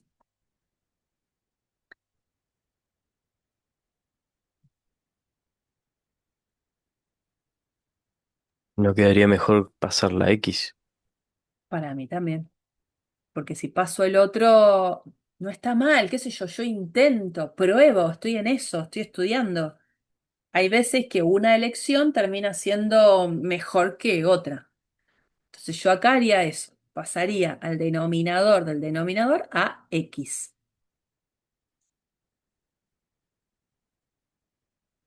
Y entonces en esa situación, pasé al denominador del denominador a x, tengo esta fracción. Esto, ya habíamos dicho que tendía a 0, y ahora esto, cuando x tiende a infinito, tiende a 0. Una vez que dejo eso claro, digo, aplico L'Hopital. Y tengo que tener cuidado, no marearme con estas cuestiones de derivar, porque cuando ya empiezan a aparecer otro tipo de funciones en el medio, tengo que prestar más atención, nada más. Esto se soluciona con atención, con el recordatorio de algunas reglas de derivación. Bueno, acá, cuando quiero derivar este numerador, regla de la cadena, la derivada de la función coseno, evaluada en lo de adentro, por la derivada de lo de adentro. ¿Qué quedó? Esto de acá arriba. En vez de poner menos 1 sobre x cuadrado, puse así para que no quedara tan extensa la fracción. Y abajo la derivada de 1 sobre x, menos x a la menos 2. Acuérdense, cuando yo quiero derivar 1 sobre x, lo que pienso es en derivar x a la menos 1. Entonces, ¿qué pasaba? Quedaba el menos 1 adelante por x a la menos 2, que es lo que aparece acá. Y que muchas veces lo escribimos así, menos 1 sobre x cuadrado, como uno quiera. Bueno, lo importante es que, chau, esto se va, y el límite cuando x tiende a infinito de la expresión que queda en esa simplificación, fíjense que ahora es bastante sencillo, cuando x tiende a infinito, esto tiende a 0, el coseno de 0 tiende a 1, que es el resultado que ponemos. Ustedes se darán cuenta, porque lo he hecho casi siempre, me gusta cuando yo evalúo los límites con estos globitos, indicadores, ir viendo a qué tiende cada sector importante, porque a la vez a mí me sirve para no perderme. Y creo que es un poco también la estrategia desde la práctica, poder hacer esos globitos de tendencia para que quede justificado.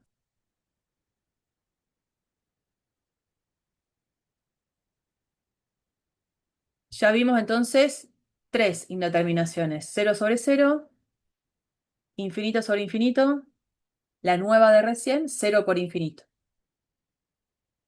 Vamos a ver esta cuarta, que también la han visto en cálculo 1. Lo que nosotros llamaríamos diferencias indeterminadas. Cuando en una resta de funciones, por ejemplo, como en este caso, cada una de ellas, la f y la g, las dos tienden a infinito, y aparecería algo del estilo infinito menos infinito. Bueno, eso, ustedes saben, el infinito no es un número, sino que es una característica, un comportamiento que uno quiere indicar sobre la función cuando yo me acerco, en este caso, a x igual a. Que una tiende a ser muy, muy, muy grande y le resto otra que tiende a ser muy, muy, muy grande, no quiere decir que infinito menos infinito es cero. Si el infinito no es un número.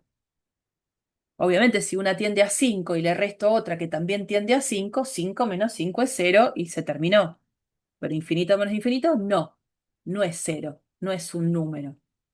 Aparece entonces una resta que me genera una indeterminación. ¿Y cómo se soluciona una situación como esa, o al menos intentar solucionarla? Planteando la resta. Por ejemplo, viendo esto, cómo yo a esta resta la puedo escribir como una fracción. Entonces, lo que seguramente tenga que hacer es resolver la resta que tenga en cuestión. Vamos a verlo con un ejemplo que es mucho más claro. Si yo tengo esta presentación, límite cuando x tiende a 0 por derecha, 3x más 1 sobre seno de x menos 1 sobre x. Bueno, primero, una resta. Cuando x tiende a 0 por derecha, o sea, yo estoy parada en 0, me estoy acercando por la derecha. 1 sobre x, ¿a qué tiende?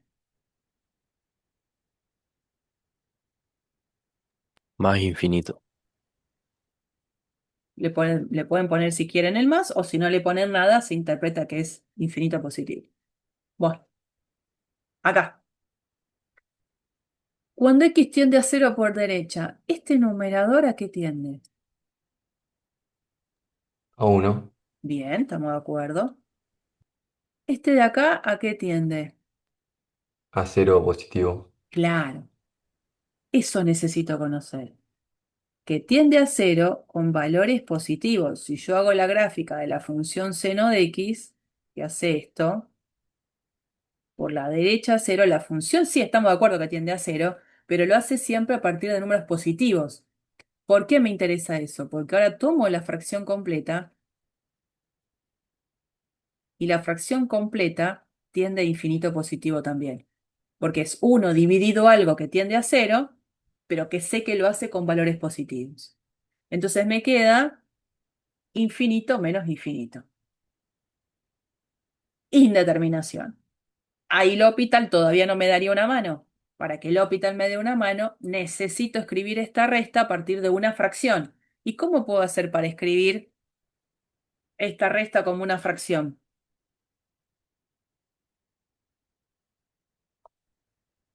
Con Podemos denominador común. Buscas como un denominador.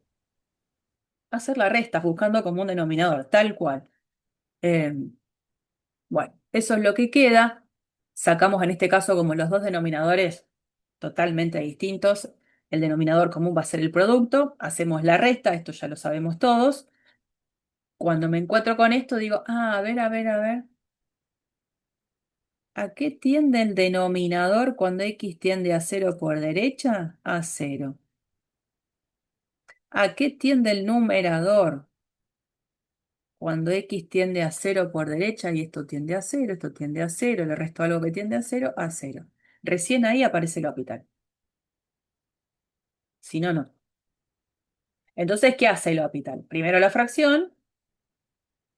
¿Y qué hace? Deriva arriba la derivada de este numerador, 6x más 1 menos coseno de x.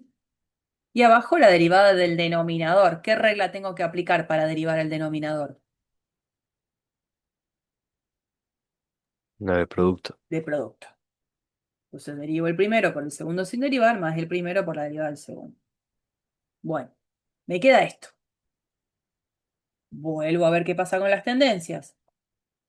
Cuando x tiende a 0 por derecha, esto tiende a 0, esto tiende a 1, pero esto también tiende a 1, o sea que todo el numerador tiende a 0. Y abajo, cuando x tiende a 0 por derecha, este es el que tiende a 0, lo que hace tender a 0 todo esto. El seno también va a tender a 0, o sea, también tiende a 0 el denominador. Tengo el permiso de volver a aplicar L'Hopital. Cuando aplico L'Hopital nuevamente, no queda algo súper agradable derivar el denominador, tampoco es catastrófico, pero es derivada de una suma, 10 puntos. Pero acá tengo un producto. Así que, con cuidado, hago las derivadas. Arriba la derivada fue bastante simple. 6x, la derivada de 6, la derivada de 1 es 0, la derivada de menos coseno es seno.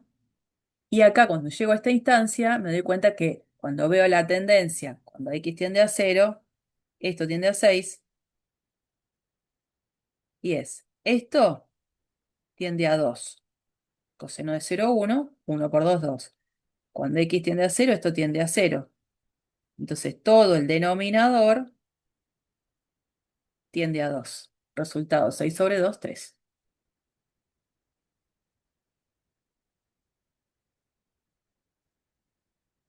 Y para terminar, porque es así, una explosión en estos últimos 15 minutos de la clase, aguanten, aguante, corazón, aguante, 15 minutitos más. Muy futbolero todos los comentarios. Eh, Aparecen estos tres casos de indeterminación que faltaban, que son los de potencias indeterminadas, que son las siguientes. Cuando yo tengo que calcular un límite de esta forma, límite cuando x tiende a d, y ojo, f de x a la g de x, a la g de x, no es ni producto, ni suma, ni división, potencia. Se pueden presentar las siguientes indeterminaciones. ¿Cuáles son esas indeterminaciones? Y que las dos funciones en la tendencia de la variable tiendan a 0, entonces tengo una indeterminación del estilo 0 a la 0. O que la función base tienda a infinito y el exponente tienda a 0, entonces tengo una indeterminación del estilo infinito a la 0. O que la función base tienda a 1 y la potencia tienda a más o menos infinito, y entonces ese tipo de indeterminación se la llama 1 al infinito. Y entonces tengo todas ya vistas. Tengo 0 sobre 0, infinito sobre infinito, 0 por infinito, infinito menos infinito, y a estas que yo tenía acá le sumo estas tres más. Bueno, pero estas que son las de potencias indeterminadas tienen su propia estrategia de resolución, que es muy particular, pero súper efectiva, que es usar el escribir diferente a la función f de x a la g de x. Bueno, si hay algo que yo me tengo que acordar, cálculo 1, si yo tenía e a la logaritmo natural de x, ¿eso qué me daba? Estoy componiendo una función con su inversa. la función exponencial e a la x, que la estoy componiendo con logaritmo natural de x. ¿Qué me da esto? Te da X. Sí, con la observación de que x tenía que pertenecer a este intervalo, al dominio de la función logaritmo. Bueno, si yo en lugar de poner x pongo estrellita, e a la logaritmo natural de estrellita es estrellita, si estrellita, está acá adentro. Bueno, la estrellita ahora es todo esto. Entonces, a ella la puedo reemplazar como e a la logaritmo natural de ella. Entendiendo lo que hice, ¿qué viene después? Y propiedad del logaritmo.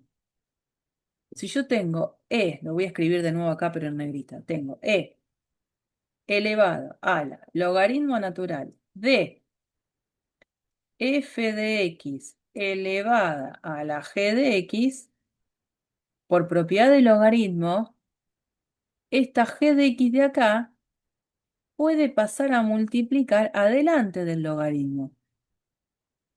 Y entonces queda esto. Y entonces ahora digo, bueno, pero a mí me pedían calcular un límite. Vamos al límite.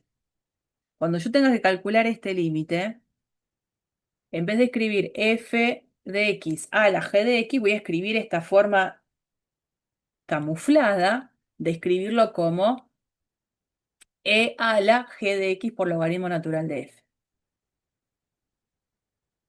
Y como la función exponencial es una función continua en todos los reales, gracias a un teorema de cálculo 1, ese sí lo vieron, si yo tengo una composición de funciones y tengo que calcular un límite, el límite puede pasar adentro en la composición. Entonces esto es, siempre que las funciones sean continuas, e a la límite cuando x tiende a de g de x por el logaritmo natural de f. Entonces, en vez de dejar el logaritmo acá abajo, gracias a este teorema, dejo la e y le paso a calcular el límite a ese exponente.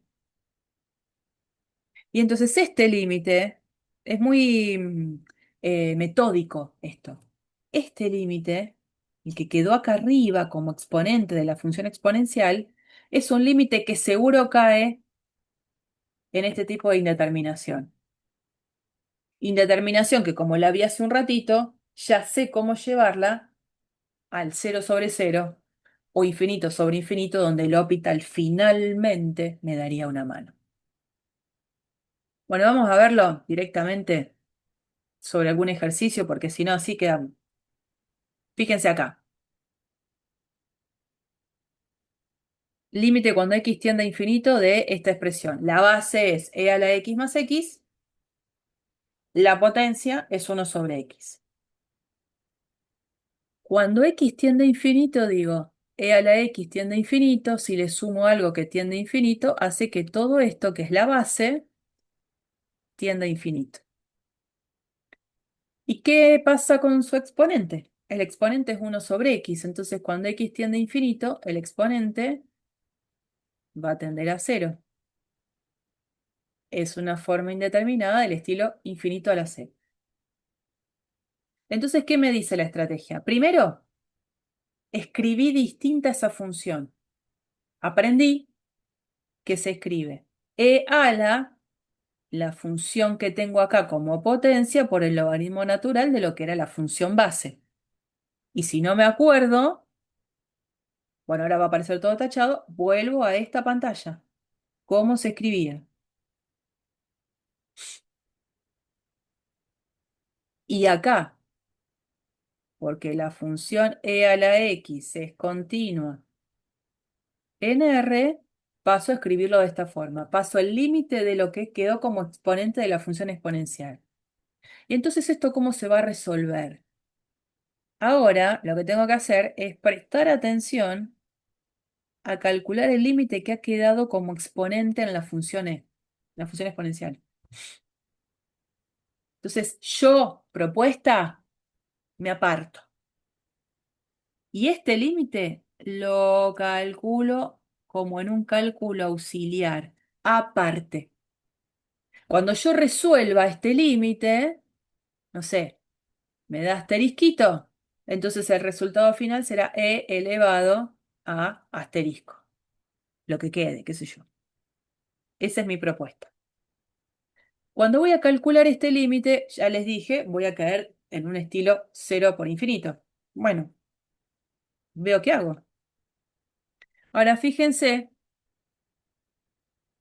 que cuando lo voy a calcular, que la cuenta está hecha acá abajo, tengo 1 sobre x por el logaritmo natural de e a la x más x. Dijimos, a una de las dos funciones las tengo que pasar al denominador del denominador. Siempre que tenga la función logaritmo, a la función logaritmo yo, Lorena, no la elegiría para pasarla al denominador del denominador. La dejaría donde está para que apenas derivo por primera vez, ya la derivada de la función logaritmo hace que la función logaritmo desaparezca. No esté más la expresión logaritmo. Y eso para mí es ganancia.